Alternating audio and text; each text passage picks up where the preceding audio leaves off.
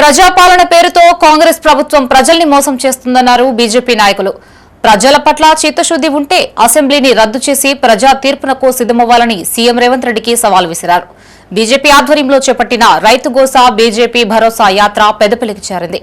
ఈ సందర్భంగా స్థానిక వ్యవసాయ మార్కెట్ను సందర్శించిన పార్టీ నేతలు రాష్ట్ర ప్రభుత్వంపై పలు విమర్శలు చేశారు. రైతు గోసా బీజేపీ భరోసా పేరుతో ఎంపీలు, ఎమ్మెల్యేలు, ఎమ్మెల్సీలతో కలిసి చేపట్టిన బస్సు యాత్ర మూడో రోజు పెద్దపల్లి జిల్లా కేంద్రానికి చేరుకుంది. ఈ సందర్భంగా వ్యవసాయ మార్కెట్ను సందర్శించిన ఆ పార్టీ నేతలు రైతులతో మాట్లాడి వారి సమస్యలు అడిగి తెలుసుకున్నారు. ఈ సందర్భంగా ఎంపీ ఈటెల రాజేందర్ మాట్లాడుతూ బ్రోకర్లు రైతుల వద్ద మక్కలు కొనుగోలు చేసి రైతుల రూపంలో మార్క్ఫెడ్ కు అమ్ముతున్నారని ఆరోపించారు. వ్యవసాయ మార్కెట్లలో రైతులు పడరాని పాటలు పడుతున్నట్లు తెలిపారు.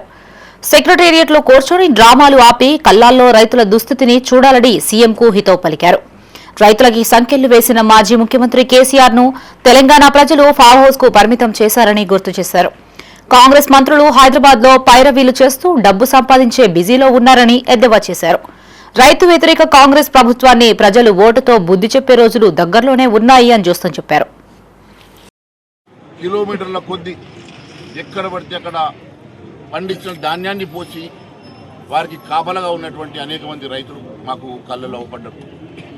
ఎక్కడ చూసినా ఎక్కడ మాట్లాడినా ఈరోజు ఈ పెద్దపల్లిలో ఈ రైతన్న మాట్లాడినట్టుగానే అక్కడ మహిళా రైతు మాట్లాడినట్టుగానే అదే మాదిరైనటువంటి సమానమైనటువంటి అన్నిటి గాలి మేము కష్టపడి 6 కాలాలు కష్టపడి పండించినటువంటి పంట పండించడానికి ఎంత తిప్పలు పడ్డబో అంత రెట్టింపు తిప్పలు అమ్ముకోవడానికి పడతా ఉన్నామని ఈరోజు కళ్ళలలో ఎండాకాలం అంతా కూడా సూర్యుడు మా నెత్తి మీదనే పోయింది.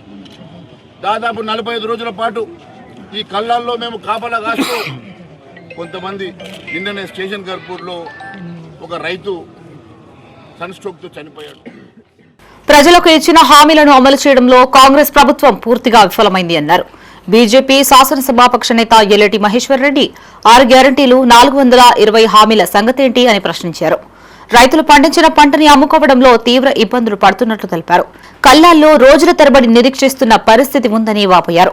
ధాన్యం కొనుగోలులో దళారుల పెత్తనం పెరిగి రైతులు మోసపోతున్నారని ఆవేదన వ్యక్తం చేశారు. 90 లక్షల మెట్రిక్ టన్నుల ధాన్యం కొనుగోలులో కోతల పేరుతో భారీగా అక్రమాలు జరిగాయని ఆరోపించారు.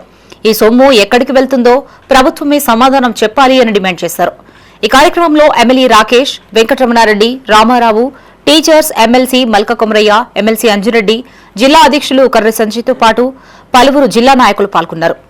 పడే బాధను చూసి రైతుకు భరోసా ఇవ్వాలనే ఉద్దేశంతోనే ఎక్కడ చూసినా 35-40 రోజుల నుంచి ఇక్కడ ధాన్యం తీసుకొచ్చి కొనుగోలు చేస్తలేరనే ఉద్దేశంతోనే ప్రతి రైతు గింజ కొనే వరకు రైతు భారతీయ జనతా పార్టీ తరఫు నుండి బీజేపీ భరోసా ఇస్తానే ఉద్దేశంతోనే ఎక్కడ వికారాబాద్ నుంచి మొదలుపెట్టి నల్గొండ అయినా సరే, వరంగల్ అయినా సరే ఇక్కడ పెద్దపల్లి జిల్లా ఈరోజు రావడం జరిగింది. పెద్దపల్లి మార్కెట్లో కూడా చూస్తే చాలామంది ఎక్కడ రైతులు అడిగినా కానీ ప్రతి రైతు దగ్గర కూడా ఇక్కడ 35 రోజుల నుంచి కూడా ఇక్కడ తీసుకొచ్చి మేము వస్తున్నామని ఇక్కడ ఇన్ఫర్మేషన్ తెలియగానే రాత్రి నిన్న 30 లారీలు 40 లారీలు రావడం జరిగింది. గవర్నమెంట్ ఇప్పుడు స్టార్ట్ చేసింది, ఇది కంటిన్యూ చేయాలి. ప్రతి గింజ ప్యాడీ కానీ అన్నీ కూడా కొనే వరకు పాదయాత్ర కంటిన్యూ అవుతుంది.